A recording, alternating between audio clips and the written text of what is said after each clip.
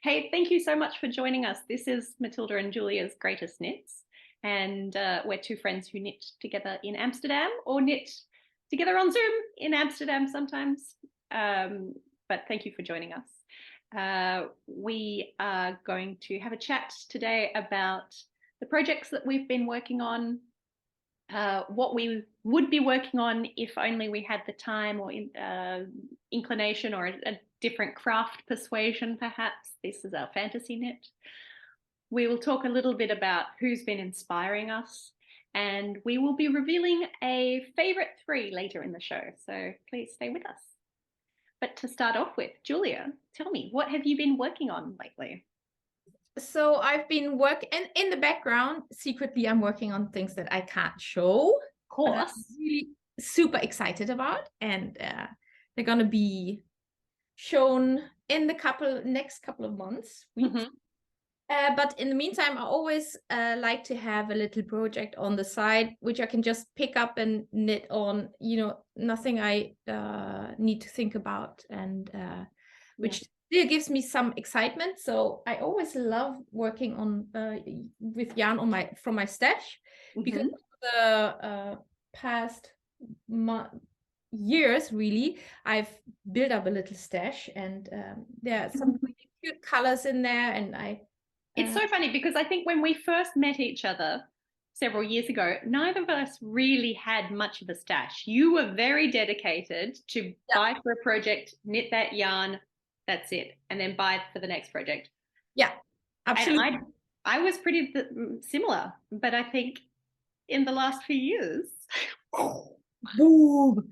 And I was amazed by people who had whole bags of yarn at home, or even like separate rooms for their yarn. I've met people who have they rent out a storage unit for their yarn. They pay money every month to have a place to keep their yarn. I know. And I mean, I still want to avoid that point, but I mean, me too. Very far from it. Our bedroom is my working space and my storage, and like we're basically sleeping between little skeins of yarn and tucked in at night, plus all my sweater samples, and like it's very warm. The samples end up taking up a lot of space too, huh? Yeah. But anyway, so I really try to make a point of using my yarn stash for my casual knitting projects. Try not to buy any yarn for that at all. It's only for patterns that I'm going to work as designs on. So I made this. I'm working on this marled sweater. It's just based on my Francis sweater design. It's a very simple circular yokes design, and then I'm marling yarn. In this case, it's stash from my Isayar spinny. Yeah. And I'm holding it double with some mohair knit, but this is a brushed alpaca actually from Towles yarn, because they had really cool colors. Delicious, huh? And together it kind of forms like a sport weight. So I'm just doing that. Then I'm putting it down because I think this is so crazy colorful. I don't know if I'm ever gonna wear it, but doesn't matter. And and then you remember these colors. So actually they were bought for this shawl design and might be publishing. Still working on it. Yeah. And it's a half circular shawl with the named cows brushed alpaca. I don't know about the edging. People, if you have an idea how I should end this shawl, please drop it in the comments below. Oh, that's a good one. Grateful for your ideas, because I think okay, this is really nice, and I like straight and I like not too frilly, but still I think there could be something happening at the end of this shawl. I don't know what. I'm seeing the picot on your Joni sweater, and I'm thinking, what if you did a really big scallop edge, maybe? I know. I think there needs to be a statement at the in that. Not too frilly, not like increases and wavy stuff, but I don't know. but let's see what you guys come up with, because I think get the hive mind on it. And then another one. So at the moment we started the test knit for the Carol sweater that showed last time. And there's some really amazing samples coming up. I can't believe people come up with the best color choices. So cool. But I really like the shape of that sweater, and I really love the brioche yarn from Rosa Pomar, and I had some left in my stash, just enough to make a whole sweater without the color work. So that's basically just the pattern without any color work. I just knit the rounds which go for the charts in plain stockinette. Beautiful. Just easy peasy knitting. Yeah, exactly. And how about you? What have you been working on? Well, last time we spoke, I was very close to finishing my first kind of, well, not my first, but a little self-designed brioche cardigan for Thea, my baby. And that's all finished off now, and she's wearing it. It's a little bit thick for the sort of early summer, late spring weather, but we still have chilly mornings on the walk to Kinderopfang, so we pop it on her then. Yeah, and it's going really well. I love I love little balloony sleeves, and I love the etching here. Yeah, I'm really happy with how that turned out. So that's just some of my favorite undercover otter from the stash. So I made the pants for her out of the same yellow, and some mittens for my husband. So it's a long favorite. And then the other thing I've made in the meantime is I made a couple about this time last year of these Baby Bear bonnets from Knitting for Olive. I made them last year for my sister-in-law, and I couldn't let my baby bear go without a little bonnet. And I think all babies should wear bonnets all the time. They're just the sweetest. So I've just finished that off. I'm now making some mittens for a friend's 30th birthday, but I've only just cast them on, so they're not worth showing. And you mentioned Rosa Pomar's brioche, and I've just come back from Portugal on our first family holiday, and I picked up 4 balls, but 2 colors of the brusca. So I'm going to make Thea maybe like a little stripy pink and red jumper, something. Huge. Yeah. I love Rosa's yarns. They're sort of rustic and soft and unique, something really it's like the feeling of Portugal, and supporting a national brand I think is really important. I'm a really big fan as well, so yeah. And so, just that little border, still thinking of the little border of your little cardigan, was that a crochet border? What did I do? No, it wasn't a crochet border. It was You picked up the stitches. I picked up the stitches all the way around, and then it was a tubular bind off. Oh yeah. Yeah, I think some sort of stretchy bind off anyway. Yeah. I could have written better notes for myself. I think what I've learned about early motherhood is my short-term memory is just that's not what's happening anymore. So that's fine. Imagine you would be living in a completely different reality with a lot of time on your hand. You could dedicate fully to knitting, like we would like life to be. What would you be knitting if you could? So I was having a think about this. I never realized that I would be this kind of person, but I really love matching outfits with your kid. It's so daggy, but I really like it. And there's a wonderful French designer, Xiaowei Designs, and she designs little and big versions of most of her sweaters, which I think is very sweet. And one of her recent-ish patterns is I'm going to probably pronounce it incorrectly, but the Nuaner Nuaner sweater, which is lovely little Henley, so a little button up placket at the front, and then sort of a textured body. Very simple, looks great in a semi-solid or a speckle or solid yarn. And that's what I would be making. It's sort of like a lightweight sweater for Thea and I to be Mama and Becky matchy matchy. How about you? What would be your if Yeah. different time? So a long time my fantasy knits were involving intarsia. At the moment I'm actually really knitting intarsia, so that's kind of like proceeded, evolved into my reality knits, not my fantasy knits. So now it's crochet. Kind of. Oh, Yeah, I really love looking at crochet, especially crochet sweaters. yeah. I like. Sorry, Julia. I love this for you though. I know, yeah, but well, maybe one day I'm really gonna crochet. But until now, it's only fantasy. Yeah. And we're going to show an image here because I don't really know the name of this pattern. Okay. There's a YouTube video on it, and it's by a Turkish designer. I'm gonna read that name. It's most probably pronounced wrongly, but not because it's a funny name, but because my Turkish is so bad. Her name is Birsepetiumak Crochet.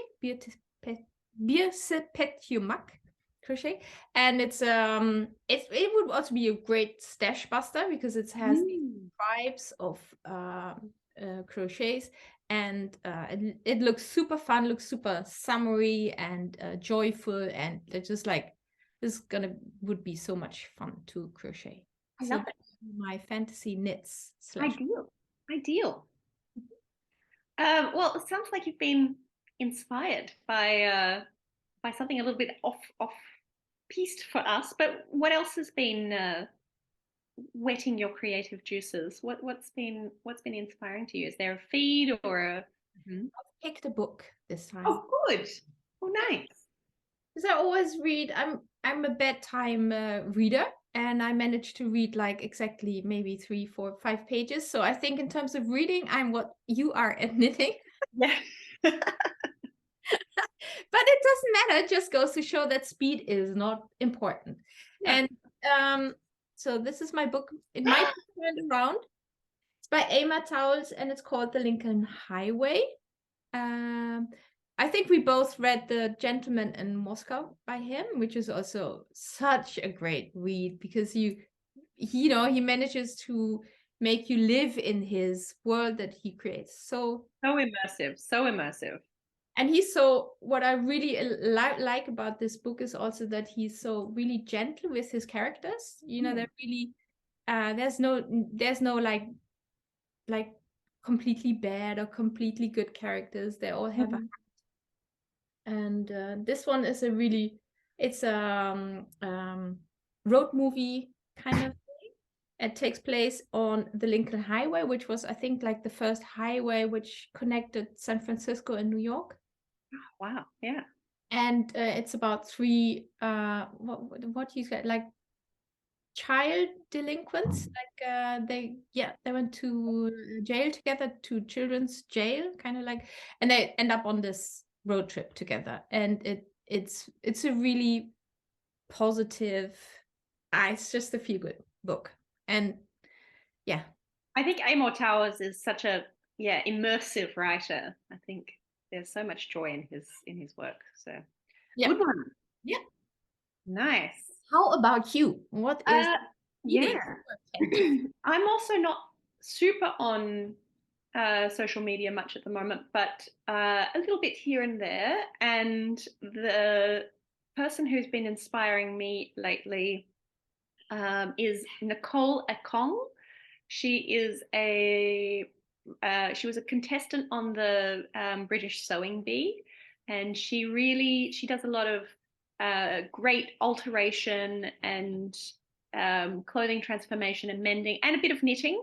She's got a fantastic self-designed colorwork sweater that she's been working on and featuring pretty heavily in her feed, and she's just very positive and creative and has a great eye for color, and I really admire her attitude to design and problem solving and things like that. So that is Nicole Akong is my inspiring feed at the moment, which brings us to our favorite three.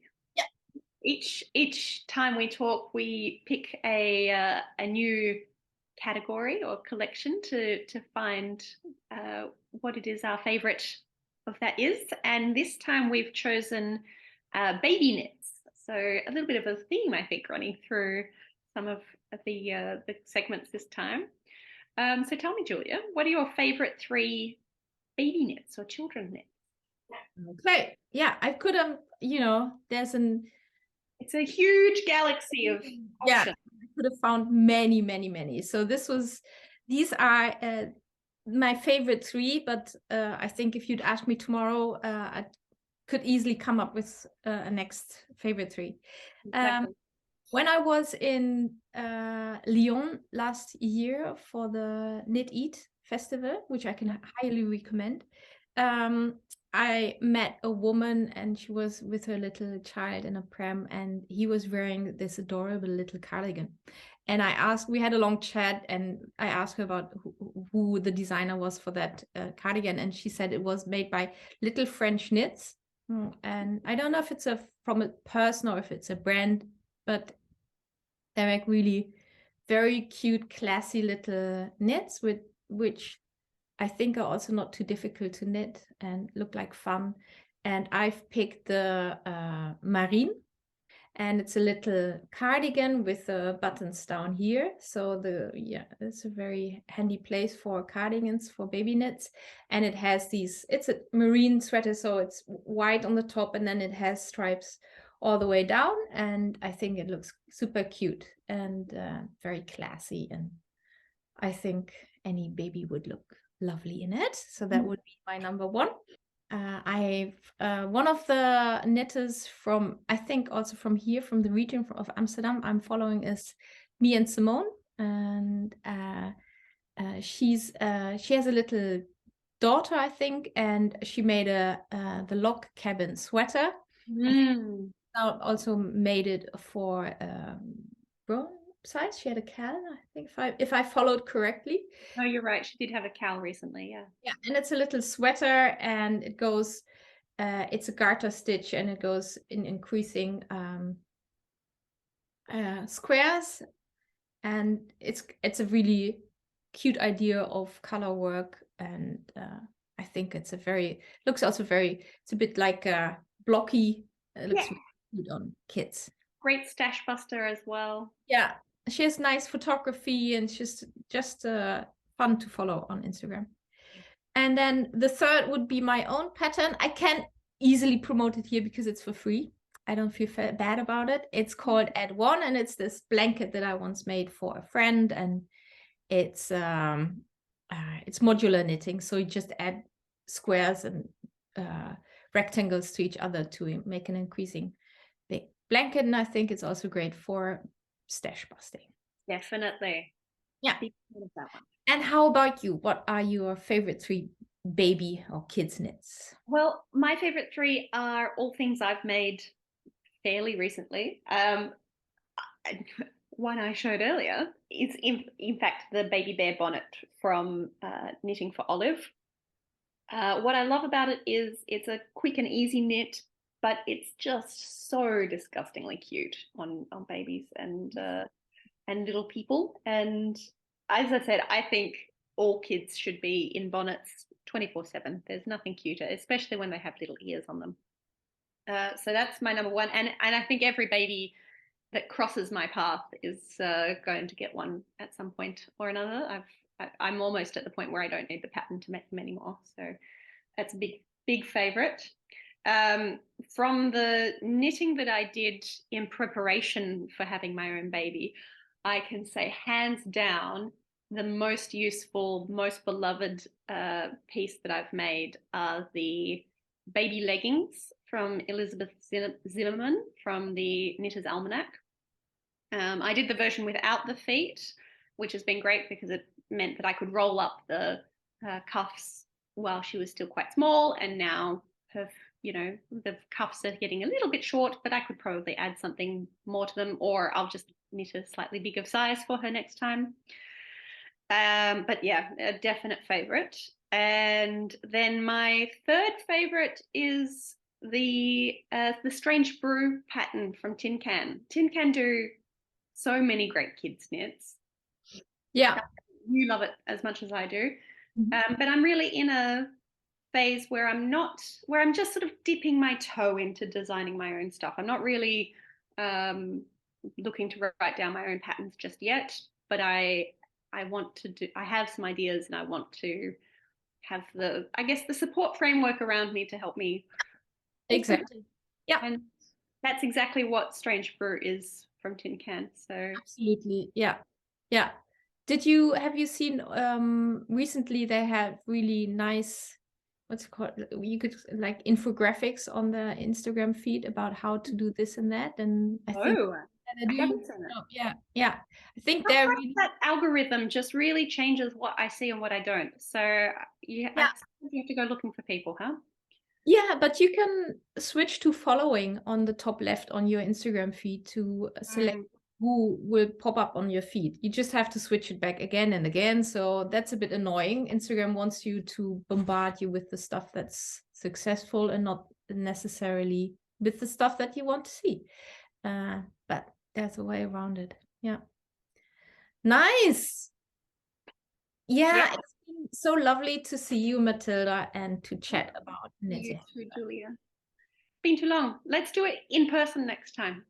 Yes, let's aim for that. But in any case, it was lovely of you all to join us. And remember to put your ideas for my shawls. I'm relying on your ideas. I need to finish it. Come on. Please. And yeah, I hope to see you all back soon again. Next time. Hey, thank you so much. Bye-bye.